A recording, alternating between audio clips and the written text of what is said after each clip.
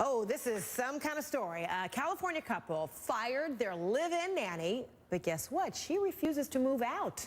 The nanny says she has legal rights to stay put, and a judge actually agrees. Our affiliate fills in the blanks for us. Ralph Bracamonte served his live-in nanny, Diane Stratton, with legal papers to quit and leave their Upland home. Because when I called the police, they're telling me it's now a civil matter and that I have to evict her. So this lady is welcome inside my house anytime she wants, to eat my food anytime she wants, and harass me, basically. I'm now a victim in my own home, and it's completely legal. Stratton can legally come and go as she pleases. Marcella Bracamonte, a mother of 3, found Stratton on Craigslist back in March, and she says they agreed Stratton would live in their home for free in exchange for helping with house cleaning and caring for the children. She wouldn't do anything. She stayed in her room 90% of the day, so I really did try to work with her. And she just stayed in her room all day. And so I told her, you know, either you perform or you got to leave. The couple took Stratton to court, but a judge ruled against them on a technicality and said they needed to file the legal papers again.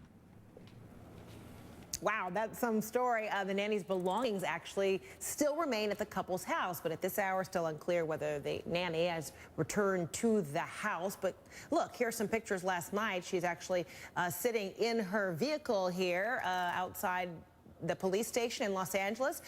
The nanny has refused to speak to anyone. The couple, meantime, says they actually haven't seen her in person since Thursday. All right, let's bring in one of my legal guys, criminal defense attorney Richard Herman. Going solo today, Richard. All right, Fred. Okay, well, I got you, though. Hey, and I got you. Glad you're here. So this is something else. We're talking about this couple pulling out all the stops to say she's got to go, even telling, you know, family and friends on Facebook, etc., that, you know, she is no longer their nanny. What was missing here in the way in which this family fired her? Because apparently the law is now on the side of the nanny, the live-in nanny. Why? The law is because there's one thing that happened here, Fred. She established residency in that domicile, in that home. Yeah. Having done that, she has certain rights, and each state is different, but they afford a lot of rights to people once they've established residency. You just can't send them a notice, get out, and they have to leave. You have to go through, usually landlord and tenant court, civil proceedings to evict these people. And depending on the state you're in, it could happen anywhere from 30 days to 2 to 3 months to evict someone like this. So beware when you invite someone to come into your house, Fred. Oh my gosh, the warning taken. And California is unique, right? Because California overall has very tenant-friendly laws, tenant kind of advocacy laws. So there are great, I guess, comforts that many tenants can take on that. So apparently this family was also told that they needed to have executed some sort of 3-day kind of notice. And because they didn't do that, that's why this woman is able to stay. But is it too late for them to now formally go through that process and then try to make their eviction stick or stay? Well, she may be out now. The stories are she's left and she hasn't returned, so she may have just vacated the premises. But no, they always have the right to follow the proper procedure. And again, these eviction procedures are creatures of statute. You have to follow them precisely. In other words, procedurally, you have to adhere to every procedure requirement. Otherwise, you do not get a proper eviction. And let's face it, like California and like New York, these states are very, very compassionate to tenants and tenancies. A state like Nevada, where there's a lot of transients going in and out, the foreclosure time periods and the eviction time periods are much quicker.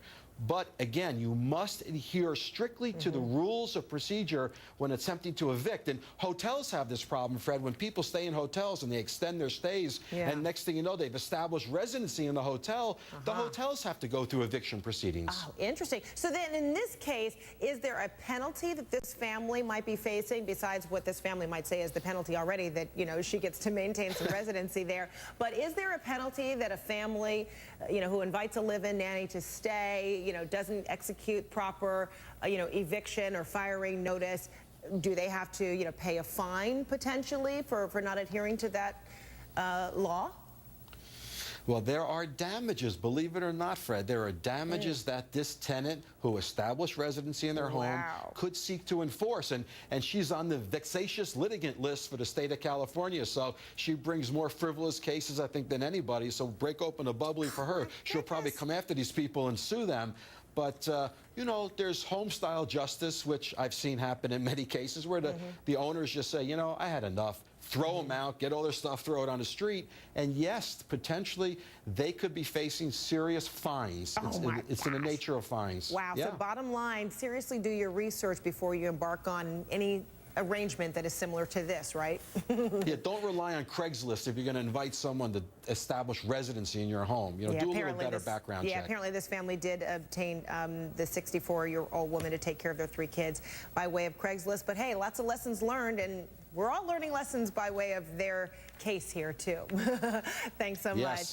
All right, Richard, good to see you. Okay, Fred. Nice to see you.